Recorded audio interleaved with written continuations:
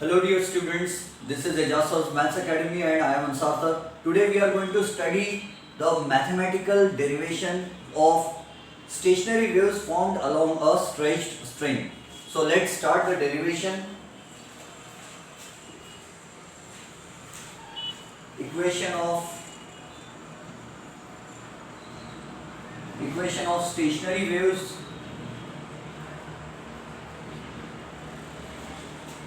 on a stretched string.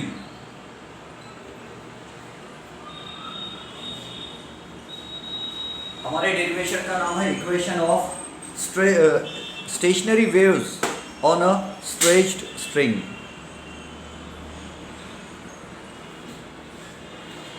See, as I explained to you in the previous class, if this is a rigid boundary, अगर ये एक rigid boundary है, suppose this is a rigid wall, ये एक दीवार है, and there is another wall here, एक rigid wall here यहाँ है, and if we tie a string between these two rigid walls, दोनों दीवार के बीच में अगर हम एक रस्सी लगा देते हैं और फिर इस रस्सी को एक बार ऊपर खींच के छोड़ देते हैं, तो what will happen? In this string, progressive wave, first a progressive wave will be formed. ये ऐसी एक प्रोग्रेसिव वेव बन जाएगी.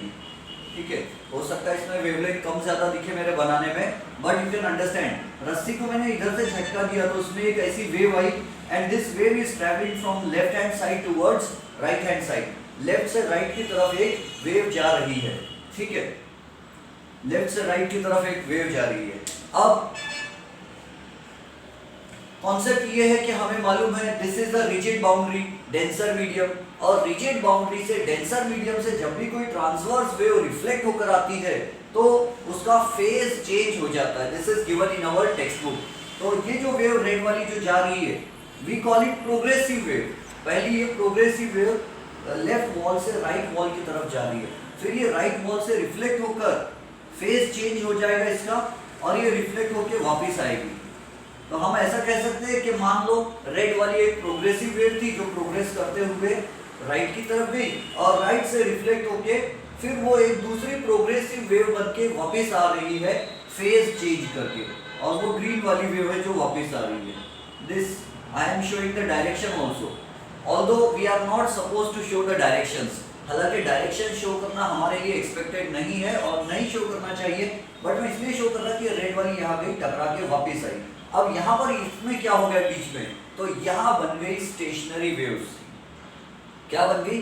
स्टेशनरी वेव्स बन गई है. स्टेशनरी में ये स्पेलिंग में ध्यान दो, NARY. स्टेशनरी का मतलब होता है जो मोशनलेस है, जो एक जगह है, जो ट्रेवल नहीं हो रही है. तो ये प्रोग्रेसिव वेव थी, टकराई दूसरी प्रोग्रेसिव वेव, दोनों इंटरफियर हुए, दोनों का सुपरपोजिशन हो रहा है, और इसके कारण यहाँ पर बन रही है stationery waves.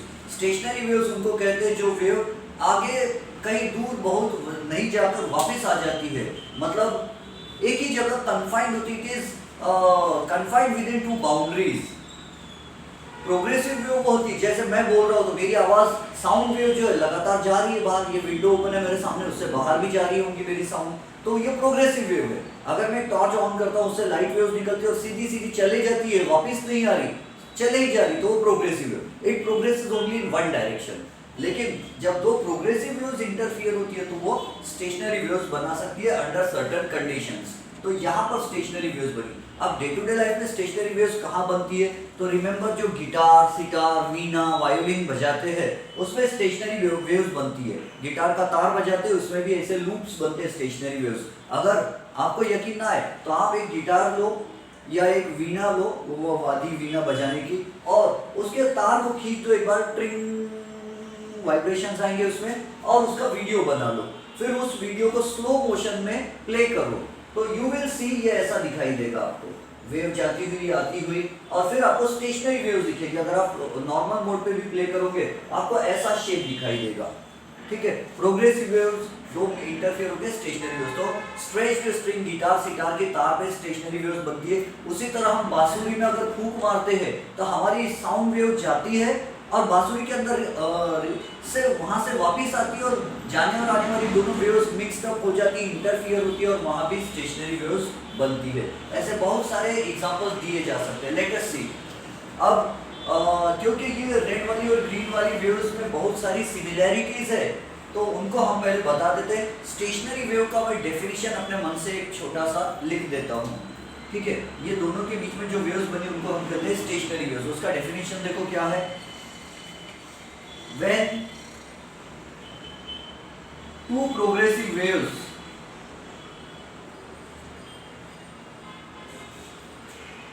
having same amplitude,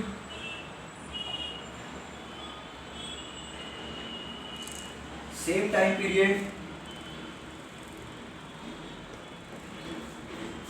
same frequency, same wavelength,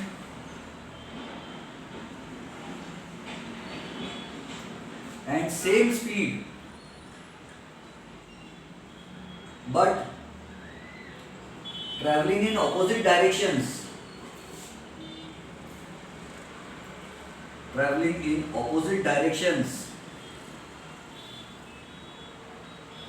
interfere with each other, यानी सुपर इम्पोज होती है जब,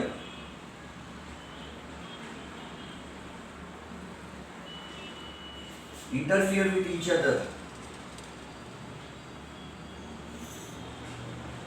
the resultant wave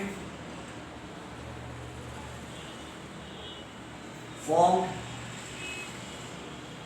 is a stationary wave.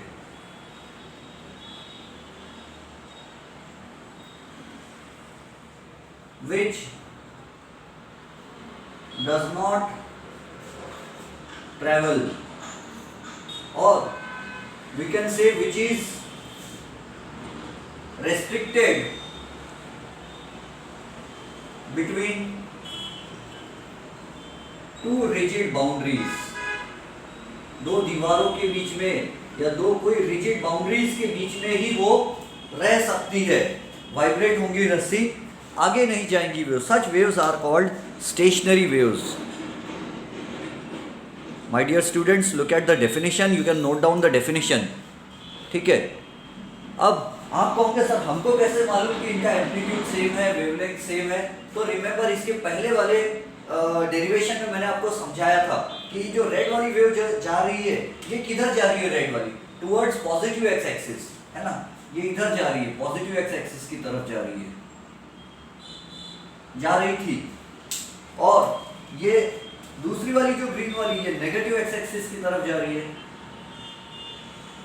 और हमने इक्वेशन बनाया था, equation of a progressive wave, जो पॉजिटिव एक्स एक्सिस की तरफ जा रही है हम उसका इक्वेशन लिखते y1 is equal to a sin,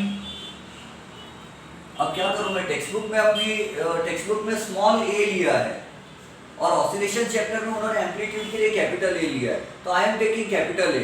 let us follow the trend. a sin,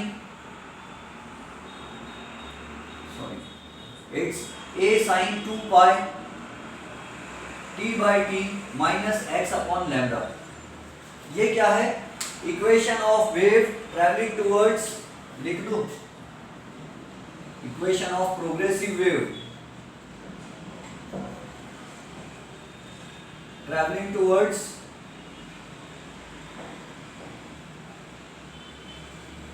positive x axis, and the second equation I am writing is y2 is equal to a sin 2 pi t by t plus x upon lambda। देखो sign change हो गया, this is equation of progressive wave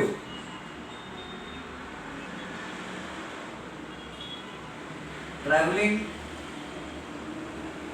towards negative x axis. ये दो equations हमने previous class में derive कर चुके हैं। अब यहाँ दोनों वेव्स क्या हो रही है, सुपर इम्पोज हो रही है, तो हम principle of superposition of waves apply करेंगे और रिजल्टेंट वेव क्या बनेगी, तो that will be vector sum of two displacements. तो मैं इसको मिटाता हूँ स्टूडेंट्स, वीडियो पॉज करके नोट कर लो आप। 1 मिनट स्टूडेंट्स, मिटाने से पहले I would like to tell you कि ये जो पिक्चर दिख रहा है, ये जो रस्सी वाइब्रेट होते समय ऐसी दिखाई देती है, रियल लाइफ में दिखाई देती है, रिमेंबर। तो there are certain points at which the amplitude of vibration of the string is zero. यहाँ पर देखो रस्सी क्योंकि रिजिड एंड से बांधी हुई है दीवार से, तो यहाँ की रस्सी उछल नहीं रही है, वाइब्रेट नहीं हो रही ज्यादा, उसका एम्पलीट्यूड जीरो है। तो ऐसे जो पॉइंट्स होते हैं जहाँ एम्पलीट्यूड जीरो होता है, रिजल्टेंट एम्पलीट्यूड, हम उसको कहते हैं नोड। नोड यानी जहाँ की रस्सी वाइब्रेट उछलती नहीं है। और यहाँ की रस्सी देखो बहुत ज्यादा उछल रही है, ऊपर नीचे बहुत जंप ले रही है, एम्पलीट्यूड बहुत ज्यादा है, तो हम इसको कहते हैं एंटी नोड। और ये यहाँ की रस्सी देखो बिल्कुल भी जंप नहीं ले रही, ना ऊपर उछल रही ना नीचे, शेप जब दिखाई दे रहा है तो यहाँ नोड दिखाई दे रहा है आपको, एनओडी नोड, यहाँ एंटी नोड दिख रहा है, दिस इज नोड, यहाँ एंटी नोड है। तो nodes and anti nodes are alternately formed in a stationary wave. Stationary wave में there are certain regions at which the particles और the string vibrates with maximum amplitude, उसको maximum amplitude को हम anti node या maxima भी कह सकते हैं।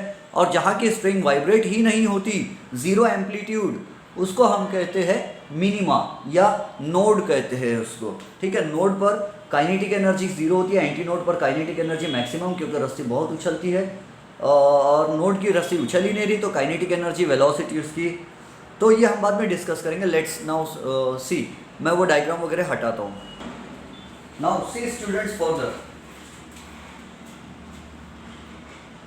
Bye principle of superposition of waves,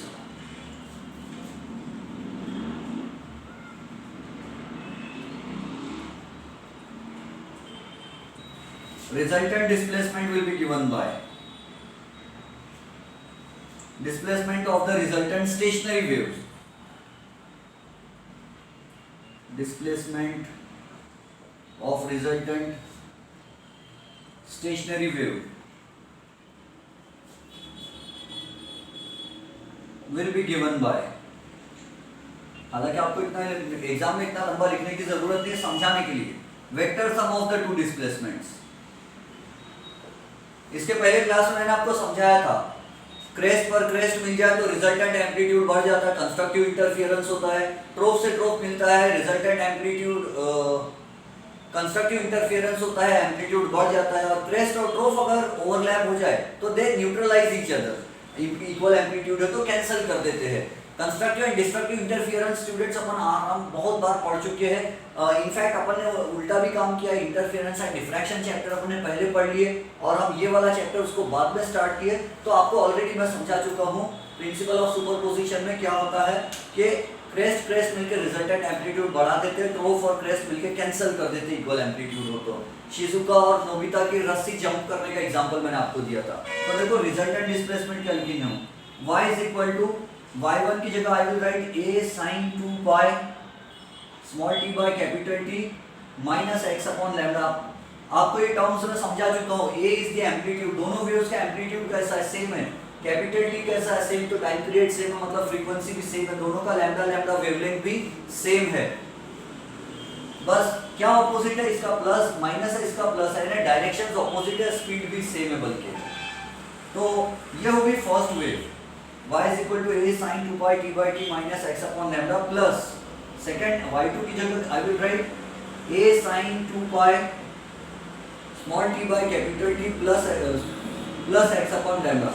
x यानी क्या है, पोजीशन, यानी अगर ये दो दीवार के बीच में रस्सी वाइब्रेट हो रही है ऐसी, तो ये इनके बीच में ये जो डिस्टेंस है ये x होगा, x की वैल्यू यहाँ बोल सकते हैं 0 है, यहाँ बोल सकते हैं x की वैल्यू लैम्डा बाय 4 है, x का मतलब x is distance along the x axis, x यानी ये डिस्टेंस होगा कि ये 0 सेंटीमीटर, ये 4 सेंटीमीटर, ये 8 सेंटीमीटर, ये 12 सेंटीमीटर, ऐसे कितना तो भी सेंटीमीटर, ये x यानी होता है हॉरिजॉन्टल डिस्टेंस। और y का मतलब क्या है, y यानी ये वर्टिकल डिस्प्लेसमेंट, y की वैल्यू ऊपर भी उछल सकती है, नीचे भी हो सकती है, और बीच में अगर रस्सी है तो y की वैल्यू 0, डिस्प्लेसमेंट 0 रहेगा, at the centre y will be 0, display y की वैल्यू बीच में 0 होगी रस्सी जब नहीं उछल रही तो, ठीक है। तो ये हो गया हमारा मैथमेटिकल, इसका हमने कंबाइन कर लिया। अब इसके आगे का पार्ट देखो, You can pause the video and note down. Y is equal to, हमने लिखा था a sin 2 pi small t बाय कैपिटल T। स्मॉल t का मतलब क्या है, कितने सेकंड्स के बाद कहाँ की रस्सी कैसे वाइब्रेट हो रही है, and capital T is the time period of oscillation of the string. एक ऑसिलेशन करने रस्सी को जो टाइम लगता है उसको कैपिटल T कहते हैं। ये सब ये इक्वेशन डिराइव किए थे हमने जब प्रोग्रेसिव वेव का, तब मैंने समझा दिया था।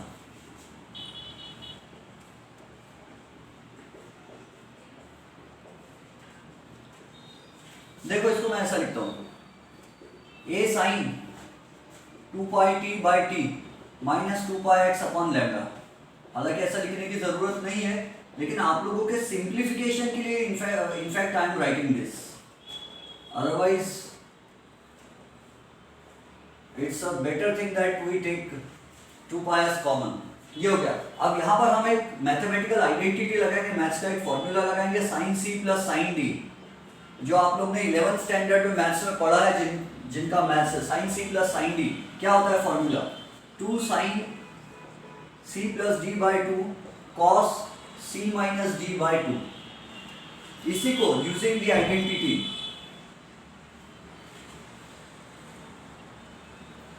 ये फॉर्मूला यूज करेंगे तो y इज इक्वल टू क्या हो जाएगा, दोनों में से सबसे पहले एक काम कर लेना चाहिए था हमने, a कॉमन निकाल लेना चाहिए।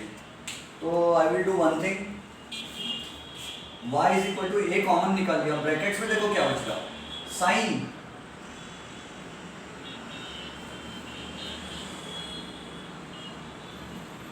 साइन के सामने फर्स्ट ब्रैकेट ये है 2 pi t by t minus x upon minus 2 pi x upon lambda plus sine 2 pi t by t plus x upon lambda.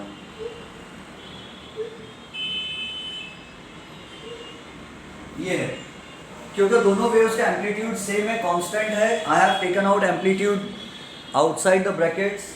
अब देखो यहाँ क्या बच रहा है, साइन ये सी प्लस साइन और ये डी, और मैथ्स का formula sine C plus sine D is 2 sine C plus D by 2 cos C minus D by 2। तो हियर आई विल राइट, ये तो कॉमन है ही, ब्रैकेट्स में क्या हो रहा है, sine C plus sine D, तो क्या हो जाएगा 2 sine C plus D, C यानी क्या है 2 pi t by t minus 2 pi x upon lambda.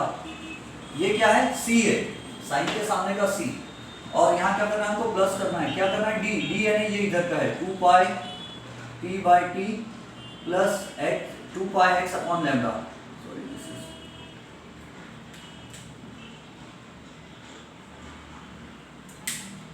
This will be 2 pi x upon lambda by 2।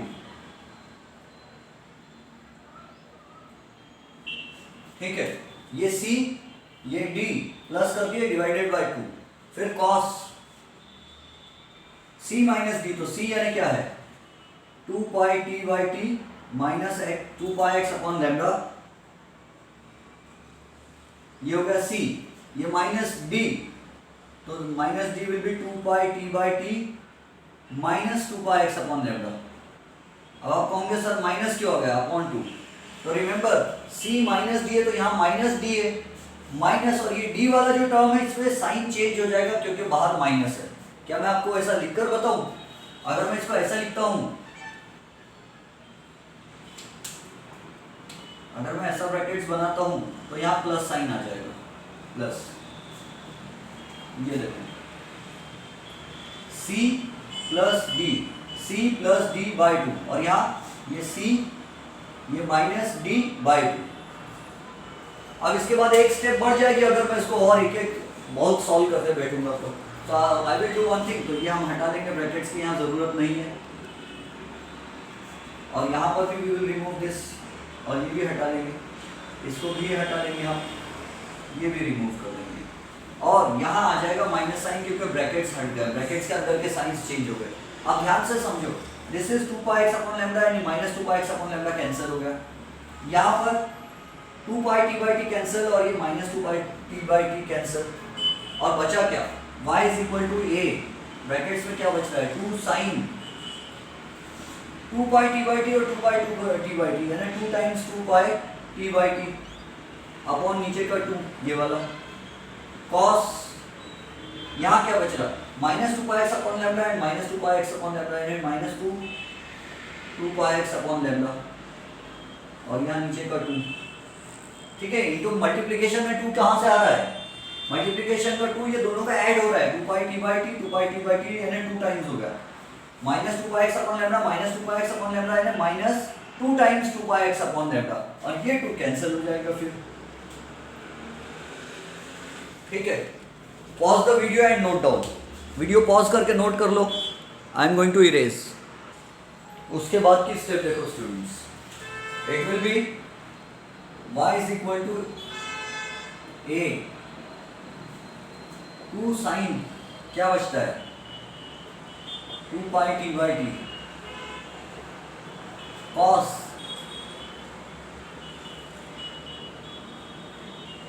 2 pi x upon lambda minus 2 pi x upon lambda.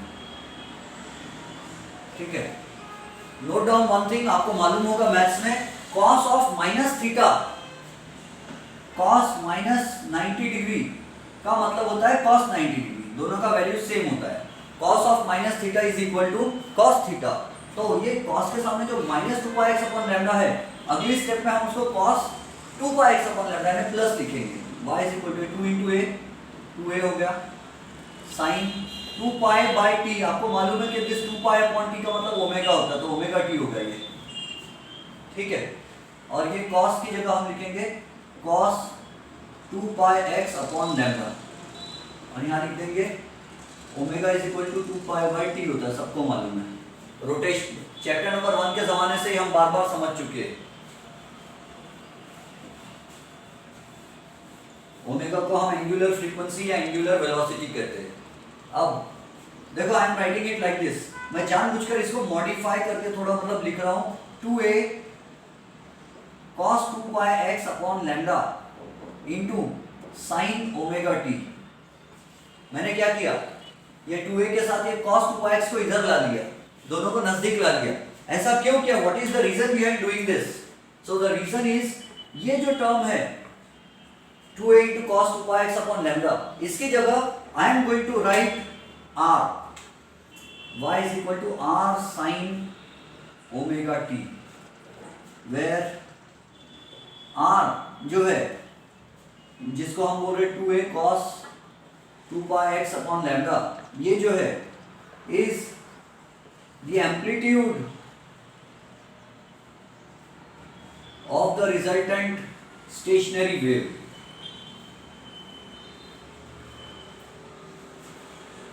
Amplitude of the resultant stationary wave, और resultant stationary wave का amplitude हर जगह same नहीं रहता।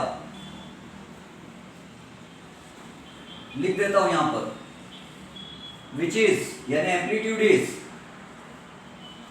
0 at node and plus minus 2a, that is maximum at anti node. देखो मैंने आपको wave बताया था, स्टेशनरी वेव कैसे दिखती है, तो यहां पर एम्पलीट्यूड कितना है, ये नोड है, एम्पलीट्यूड 0, यहां क्या है नोड है, एम्पलीट्यूड 0, नोड है, एम्पलीट्यूड 0 है, यहां पर नोड है, एम्पलीट्यूड 0 है। एंड ऑलवेज रिमेंबर ये जो रिजिड बाउंड्री होती है यहां पर हमेशा नोड बनता है, क्यों, क्योंकि रस्सी बांधी हुई रहती है तो उसको उछलने जगह ही नहीं है ना, हिलने की जगह नहीं, बांध के रख दी है, और यहाँ की रस्सी बीच की मैक्सिमम जंप ले रही है यहाँ की, तो दिस इज एंटी नोड, यहाँ पर this is anti node, anti node, anti node, ये ऊपर जा रही लाइन, ऊपर जाने का मतलब वो नहीं है, ये है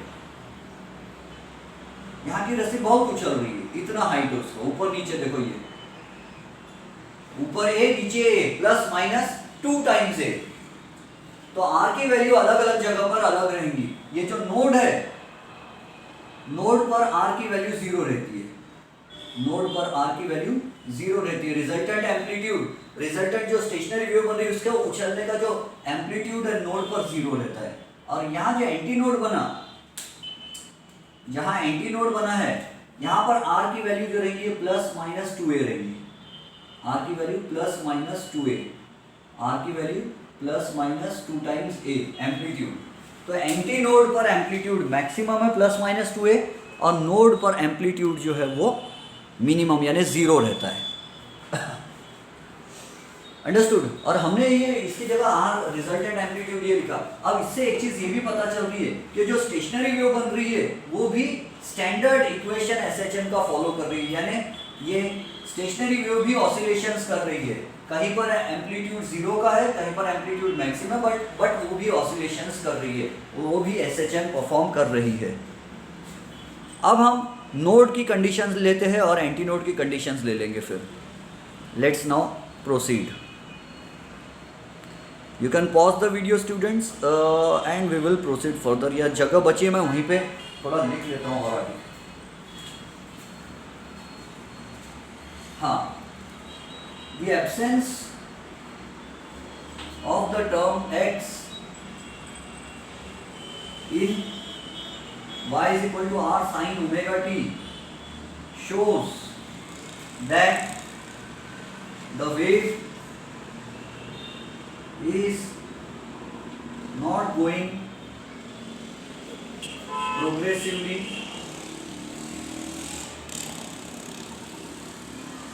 not traveling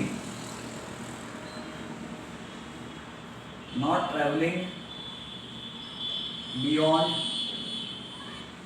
the right and left rigid boundaries।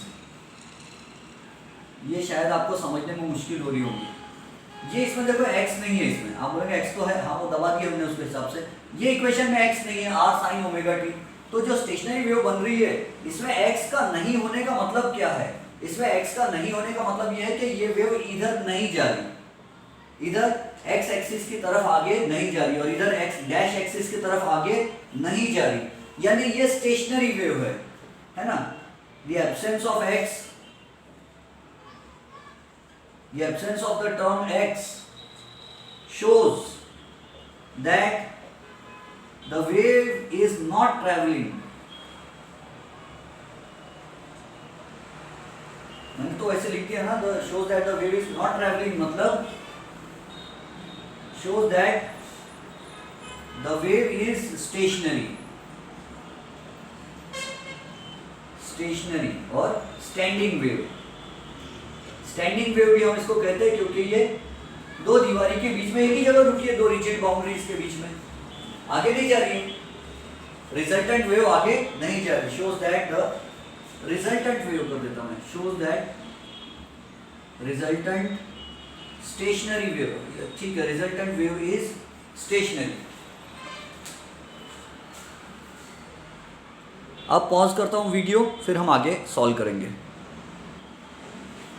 Now see what nodes and anti nodes are and उनका इक्वेशंस क्या होते हैं, पोजीशंस क्या होती है वो देखते हैं। नोड्स क्या होते हैं? The regions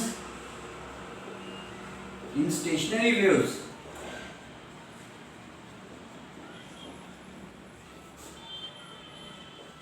where the amplitude of vibration of the stationary wave, इसको रीजन्स इन स्टेशनरी वेव्स को इन को हटा लेते अपन। The regions where the amplitude of vibration of the stationary wave are 0 या regions इस 0 कर देता। अब यहाँ मेरा ग्रामर मत चेक करना भाई, मामूली आदमी। The regions where the amplitude of vibration of the stationary wave is 0 are called nodes। और ये डेरिवेशन इस चैप्टर का बहुत महान डेरिवेशन है, इसको हम बार बार यूज करने वाले हैं ये इसमें आने वाली चीजों को। So the regions where the amplitude of vibration of the stationary wave is 0 are called nodes। वो रीजन्स को नोड बोलते हैं।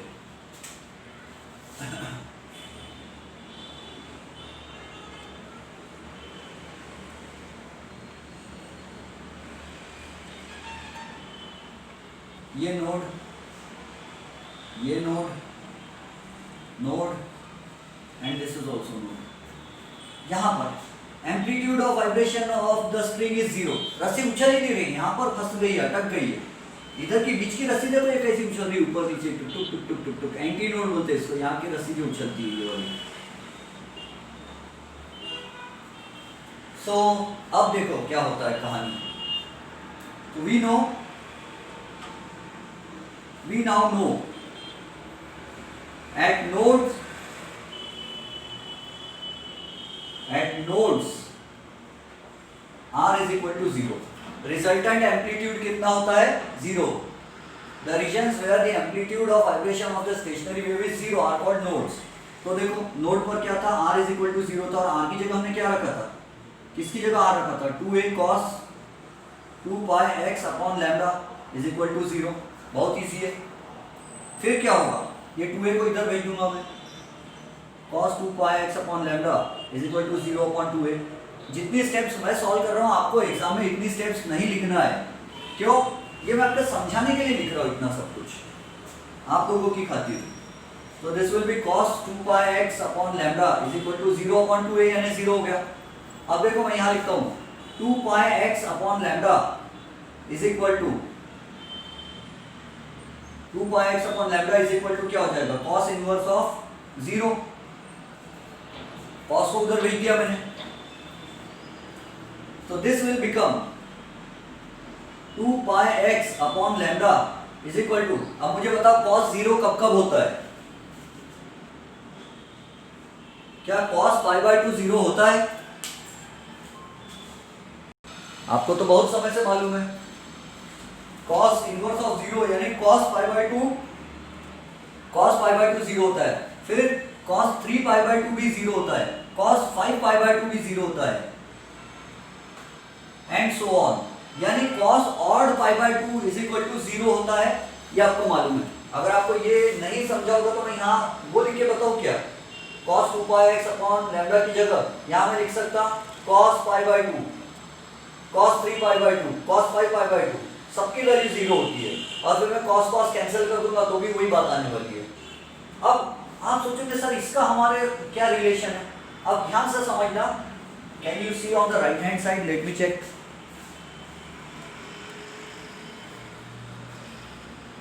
ध्यान से समझो, सी इसको मैं बार बार लिखूंगा, 2 pi x upon lambda is equal to क्या लिखा मैंने, pi by 2 लिखा।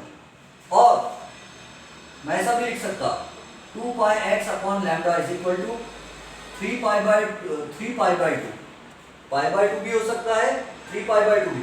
तीसरी बार मैं और करके 5 pi by 2 भी लिख सकता, 2 pi x upon lambda is equal to, यानी 2 pi x upon lambda is equal to pi by 2। फिर से लिखूंगा 2 pi x upon lambda is 3 pi by 2, 2 pi x upon lambda is equal to 5 pi by 2। बार बार मैं लिख सकता हूँ। अब ये इसको सॉल्व करने पर क्या होगा, यहाँ देखो हमने दो चीजें करने वाले हैं साइड बाय साइड। इसमें pi pi कैंसिल हो जाएगा, क्या बचेगा 2x upon lambda, 2x upon lambda is equal to 1 by 2। x की वैल्यू कितनी होगी फिर यहाँ, x इज इक्वल टू क्या होगा, ये लैम्डा ऊपर चला जाएगा, ये 2 नीचे आएगा, तो it will become lambda by 4। x की वैल्यू क्या आ रही, लैम्डा बाय 4। समझाता हूँ मैं आपको x क्या होगा, आप सोच रहे होंगे कोई लोग। सो दिस इज, ये यहाँ पे भी pi pi कैंसिल होगा, this will be 2x upon lambda is equal to 3 by 2। तो यहाँ क्या हो जाएगा, x इज इक्वल टू, ये लैम्डा इधर जाएगा तो इट विल बिकम 3 लैम्डा, और ये नीचे का 4, 3 लैम्डा बाय 4। ऐसे ही करते जाएंगे तो ये इसको करेंगे 5 pi by 2, तो x की वैल्यू मिलेंगी 5 लैम्डा बाय 4। तो आप बोलेंगे सर ये सब हो क्या रहा है, ये है क्या answer, sir we can't understand what that x is equal to, you are writing lambda by 4 और x की वैल्यू आप 3 लैम्डा बाय 4 भी लिख रहे हैं। तो मैं चाहूँ तो उसको x1 x2 भी नाम दे सकता हूँ। देखो मैं वहीं पर एक डायग्राम बना के आपको समझाता हूँ। Where is the red pen, where did I keep it? तो ये देखो स्टेशनरी वेव बनी, हमने ऐसा लिखा, मैंने ये लिखा था, ऐसा लिखा है मैंने, स्टेशनरी वेव ऐसी बनी।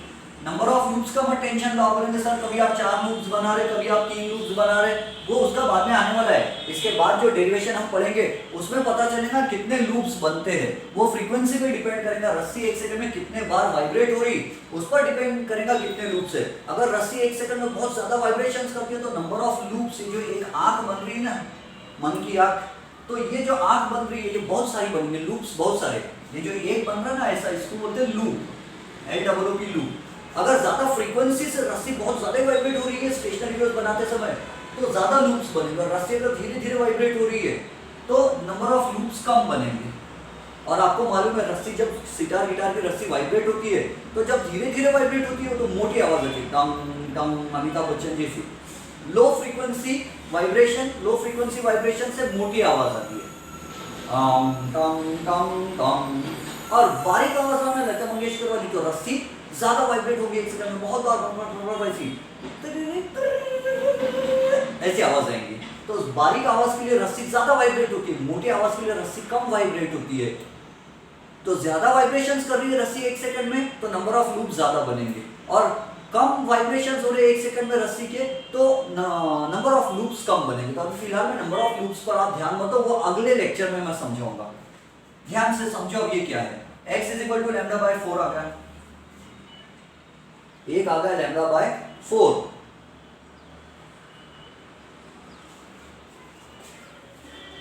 Just 1 minute. ठीक है, देखो अब ये x का मतलब क्या होता है। इधर भी मैं इसको राइट हैंड साइड में यहां बना के समझा देता हूं, आपको राइट हैंड साइड में समझा देता हूं। x की वैल्यूज याद रखो क्या है, λ/4 एंड 3 λ/4। ऐसे और क्या क्या आएगा, 5 λ/4, 7 λ/4, वो सब मैं आपको समझाता हूं। यहाँ डायग्राम बना और मैं थोड़ी अपनी डायग्राम को ना मॉडिफाई कर दे रहा हूँ।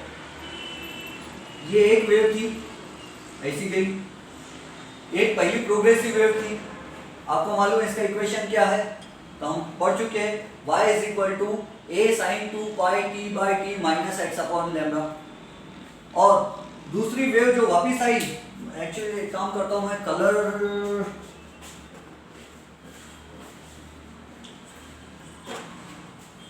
ये देखो, ये एक वेव है।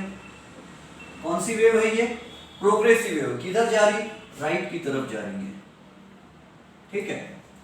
और फिर वो वेव रिफ्लेक्ट होकर वापस आएगी तो क्या होगा, ये वेव ऐसी आएगी। अब एकदम थोड़े माइनर, मेरे डायग्राम में थोड़ी माइनर चीजें मिस्टेक कर नेग्लेक्ट करना, बोलेंगे सर ये लूप बारीक है, यहाँ लैम्डा कम दिख रहा है, यहाँ लैम्डा ज्यादा दिख रहा है, वो सब छोड़ दो, नेग्लेक्ट। तो ये देखो, ये कौन सी वेव है बताओ मुझे, it is a stationary wave. अब ये स्टेशनरी वेव है, अगर मैं यहाँ ग्राफ ड्रॉ कर देता हूँ, अगर मैं इसको ग्राफ का फॉर्म देता हूँ, बाउंड्री नहीं बना रहा मैं, ग्राफ। तो अगर मैं इस पॉइंट को बोल दूं कि दिस इज x = 0, ये x =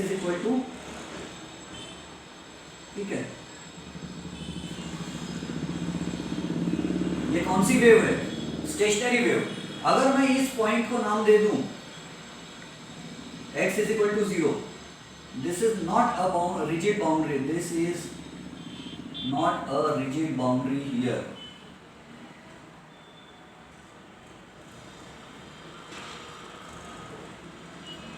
इट इज ओनली, इसको कुछ भी नहीं बनाता मैं, x = 0।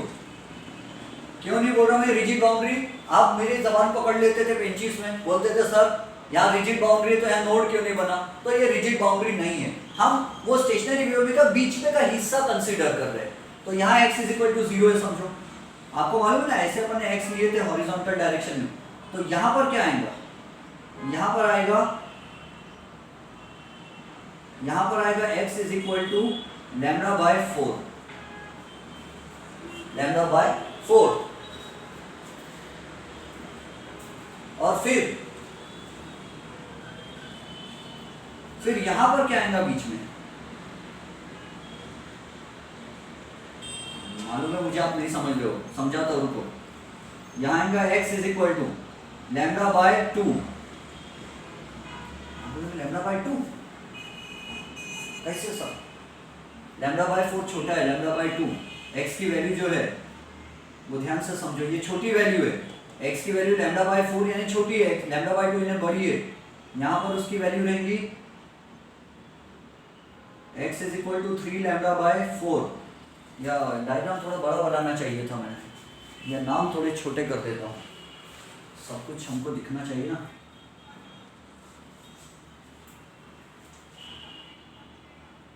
x is equal to 0, x is equal to lambda by 4, x is equal to lambda by 2, x is equal to 3 lambda by 4।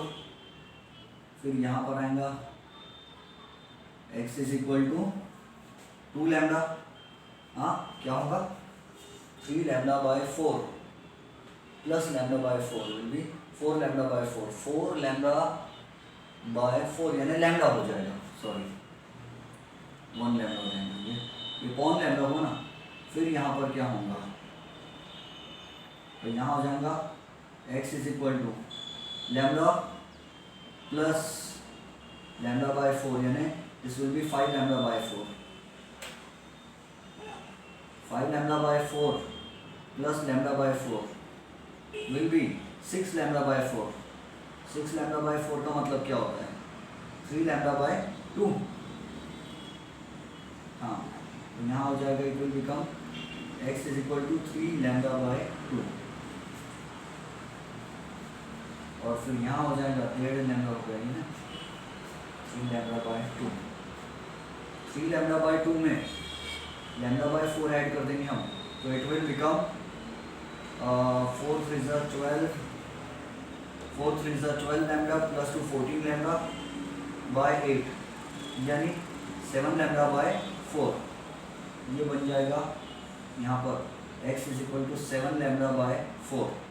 अब देखो कहानी समझाता हूँ आपको, मैंने आपको कई बार समझा दिया है, इंटरफियरेंस एंड डिफ्रैक्शन चैप्टर में भी समझाया और इसके पहले वाले में भी समझा चुका हूँ कि एक क्रेस्ट और एक ट्रोफ को हम 1 लैम्डा कहते हैं, कई बार समझाया।